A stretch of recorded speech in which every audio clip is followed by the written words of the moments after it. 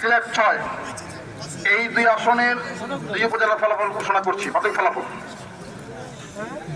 গোলাপগঞ্জ উপজেলার প্রাথমিক ফলাফল ঘোষণা করছি।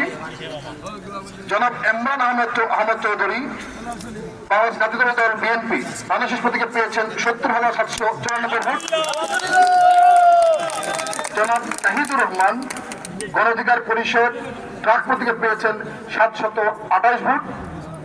জনাব মোহাম্মদ আব্দুল নূর জাতীয় পার্টি লাঙ্গল প্রতীকে পেয়েছেন 656 ভোট। জনাব মোহাম্মদ সেলিম উদ্দিন বাংলাদেশ জামায়াতে ইসলামী দাঁড়িপাল্লা প্রতীকে পেয়েছেন 55,923 ভোট। জনাব মোহাম্মদ ফখরুল ইসলাম স্বতন্ত্র প্রার্থী হেলিকপ্টার প্রতীকে পেয়েছেন 7,073 ভোট। ভোট কেন্দ্র হতে প্রাপ্ত বৈধ ভোটের সংখ্যা 1,35,178। বাতিলকৃত ভোটের সংখ্যা 3,093।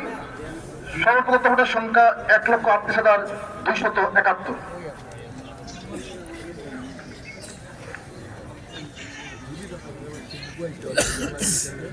আমি এবার বিয়ানীবাজার উপজেলা ফলাফল ঘোষণা করছি।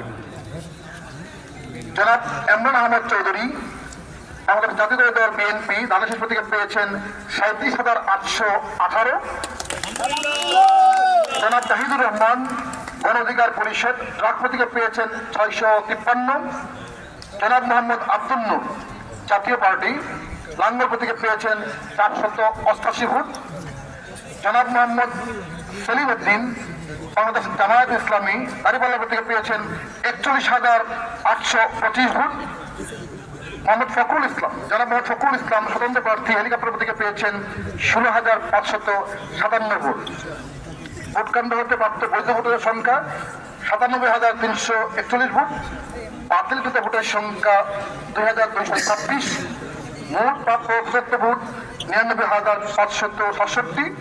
শতকরা হার ভোট পড়েছে 45.80% শতকরা। এই দুই উপজেলার একত্রিত ফলাফল ঘোষণা করছি আমি। জনাব ইমরান আহমেদ চৌধুরী বাংলাদেশ জাতীয় দল বিএনপি ধানের প্রতীকে পেয়েছেন 1,08,612 ভোট। জনাব তাহিদুর রহমান গণ অধিকার পরিষদ ট্রাক প্রতীকে পেয়েছেন 1,381 ভোট। জনাব মোহাম্মদ আব্দুল নূর জাতীয় পার্টি লাঙ্গল প্রতীকে পেয়েছেন 1,144 ভোট।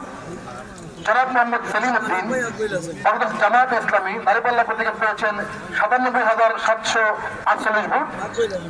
জনাব মোহাম্মদ ফখরুল ইসলাম স্বতন্ত্র হেলিকপ্টার প্রতীকে পেয়েছেন 23,633 ভোট। মোট বৈধ ভোটের সংখ্যা 2,32,519। বাতিলকৃত ভোটের সংখ্যা 5,319। প্রদত্ত মোট ভোটের সংখ্যা 2,37,838। শতকরা হার 46.72%। আমাদের এখানে মোট কেন্দ্র 193টা, 193টা ফলাফল ঘোষণা করা হলো। আরেকটা কেন্দ্র আমাদের পোস্টাল ব্যালটের ফলাফল যখন আসবে তখন আমরা বেসরকারিভাবে ঘোষণা করতে পারবো। আপনাদের সবাইকে ধন্যবাদ। একটু সাময়িক সময়ের জন্য অবস্থান করার জন্য আমাদের অনুরোধ জানাচ্ছি। এরপরে অন্যান্য উপজেলার ফলাফল পাওয়ার পরেই আমরা ঘোষণা করব এবং একই সাথে তারপর পরে আমরা বেসরকারিভাবে কারা নির্বাচিত হবো সেটা আমরা আপনাদেরকে জানিয়ে দেবো। ধন্যবাদ সবাইকে।